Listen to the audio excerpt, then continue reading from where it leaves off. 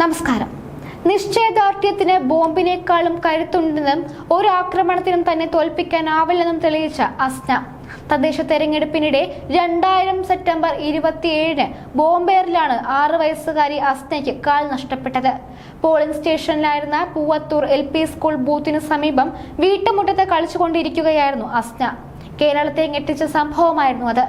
രാഷ്ട്രീയ ആക്രമണങ്ങൾക്കെതിരെ അസ്നയുടെ മുഖം കേരളം ചർച്ചയാക്കി. പിന്നീട് പഠിച്ച് മിടുക്കിയായി അസ്ന ഡോക്ടറുമായി. 24 വർഷം മുൻപ് രാഷ്ട്രീയ ആക്രമണത്തിന്റെ ബോംബേറിൽ കാൽ നഷ്ടമായ ചെറുവാഞ്ചേരി പൂവത്തൂർ തരശിപ്പറമ്പ് ഡോക്ടർ അസ്നയ്ക്ക് ഇനി പുതുജീവിതം. ജൂലൈ 5-ന് അസ്ന വിവാഹിതയാകുന്നു. ആലങ്ങോട് അരങ്ങമ്പാഴയിൽ വീട്ടിൽ VK നാരായണന്റെയും ലീല നാരായണന്റെയും മകനും ഷാർജയിൽ എഞ്ചിനീയറുമായ നിഖിലാണ് വരൻ. അസ്നയുടെ കണ്ണീർ കേരളം ഏറ്റെടുത്ത വേദനകളിൽ ഒന്നാണ്. ആ ആക്രമണത്തിൽ അമ്മ ശാന്തയ്ക്കും അനിയൻ ആനന്ദിനും സാരമായി പരിക്കേറ്റിരുന്നു. അസ്നയുടെ വലതുകാൽ മുട്ടിനു താഴെ മുറിച്ചു മാറ്റേണ്ടി വന്നു. എല്ലാ പ്രയാസങ്ങളും മറികടന്ന് പഠനത്തിൽ മികച്ച വിജയം നേടിയ അസ്ന 2013-ൽ കോഴിക്കോട് മെഡിക്കൽ കോളേജ് MBBS-ന് ചേർന്നു. മികച്ച ജയം നേടി ഡോക്ടറായി. അതും കേരളം ആഘോഷത്തോടെ ഏറ്റെടുത്തു.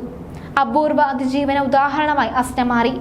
MBBS പഠനകാലത്ത് അസ്നയ്ക്ക് ക്ലാസ് മുറിയിലേക്ക് പടി കയറാൻ ബുദ്ധിമുട്ടിയപ്പോൾ ഉമ്മൻചാണ്ടി സർക്കാർ ലിഫ്റ്റ് നിർമ്മിച്ചു നൽകി.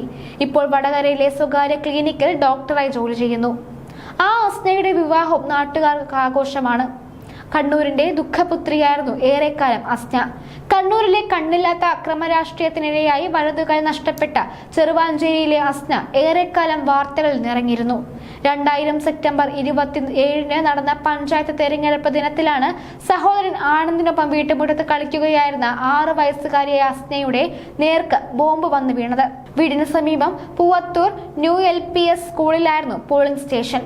അവിടെയുണ്ടായ ആക്രമണത്തിനിടെ എറിഞ്ഞ ബോംബ് അസ്നയുടെ വീട്ടുമുറ്റത്തേക്ക് വീഴുകയായിരുന്നു.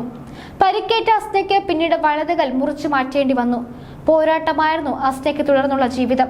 കൃത്രിമ കാൽ ഘടിപ്പിച്ചായിരുന്നു ഓരോ കാൽവെപ്പും. 2013-ലായിരുന്നു അസ്ന മെഡിക്കൽ കോളേജിൽ പ്രവേശനം നേടിയത്. ഇതിനിടെ കോൺഗ്രസ് പ്രവർത്തകരുടെ നേതൃത്വത്തിൽ പണം സ്വരൂപിച്ച് നിർധനരായ അസ്നയുടെ കുടുംബത്തിന് വീട് നിർമ്മിച്ചു നൽകി. മുഖ്യമന്ത്രിയായിരുന്ന ഉമ്മൻചാണ്ടിയുടെ നിർദ്ദേശപ്രകാരം അസ്നയ്ക്ക് ഉപയോഗിക്കാൻ കോഴിക്കോട് മെഡിക്കൽ കോളേജിൽ പ്രത്യേക ലിഫ്റ്റ് സൗകര്യവും ഏർപ്പാട് ചെയ്തിരുന്നു. CPM-ഉം അസ്നയെ സഹായിച്ചു. ഹൗസ് സർജൻസിയും കഴിഞ്ഞ നാട്ടിൽ തന്നെ ജോലിയും കിട്ടി.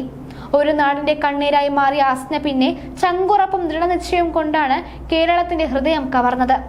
രാഷ്ട്രീയ അക്രമങ്ങളുടെ അടയാളമായി ജീവിച്ച അസ്ന ഇന്ന് അതിജീവനത്തിന്റെ പ്രതീകമാണ്. വലതുകാൽ പാദം നഷ്ടപ്പെട്ട് 3 മാസം വേദന കടിച്ചമർത്തി ആശുപത്രിയിൽ ചികിത്സയിൽ കഴിഞ്ഞിരുന്ന സമയത്ത് ഡോക്ടർമാരിൽ നിന്ന് ലഭിച്ച സ്നേഹവും പരിചരണവുമാണ് ഡോക്ടറാവുക എന്ന ആഗ്രഹം അസ്നയിൽ വളർത്തിയത്. അതുപോലെ വേദന അനുഭവിക്കുന്ന നിരവധി പേർക്ക് സാന്ത്വനമാണ് ഇന്ന് അസ്ന ഡോക്ടർ.